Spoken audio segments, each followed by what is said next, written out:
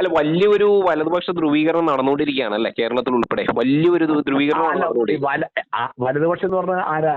ഇപ്പൊ മാർക്സിസ്റ്റുകാർ പറയുമ്പോൾ വലതുപക്ഷം എന്ന് പറയുന്നത് കോൺഗ്രസ്സാ ആണല്ലോ. പക്ഷേ കേരളത്തിന് പുറത്ത് അവർക്ക് ഇടതുപക്ഷമാണ് കോൺഗ്രസ്. തമിഴ്നാട്ടിൽ കോൺഗ്രസ് ഇടതുപക്ഷമാണ്, ഡൽഹിയിൽ കോൺഗ്രസ് ഇടതുപക്ഷമാണ്. അവർ ഒന്നിച്ചല്ലേ?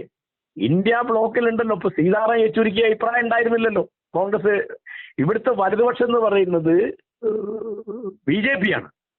ഇടതുപക്ഷം എന്ന് പറയുന്നത് ഇപ്പൊ കോൺഗ്രസ് ആണ്. കോൺഗ്രസ് വലതുപക്ഷമാണെന്ന് എന്നെപ്പോലെ പലരും പറയും, വിചാരിക്കുകയും ചെയ്തൊരു കാലം ഉണ്ടായിരുന്നു.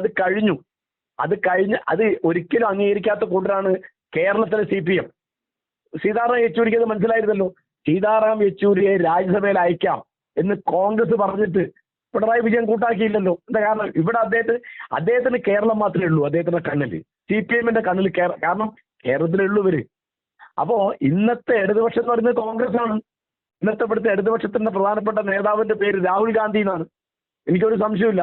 കാരണം BJP എതിർക്കുന്നതിനാണ് ഇന്ത്യയിലെ ഇടതുപക്ഷം എന്ന് പറയുന്നത്. BJP എതിർക്കാൻ വേണ്ടി കോൺഗ്രസിന്റെ കൂടെ CPM കൂടിയല്ലോ കേരളത്തിന് പുറത്ത്. എവിടെയും കേരളത്തിൽ മാത്രമാണെങ്കിൽ വർത്തമാനം പറയുന്നത്. അപ്പൊ ഇടതുപക്ഷം എന്ന് പറയുന്നത് UDF ആണ്, അല്ലാതെ LDF അല്ല.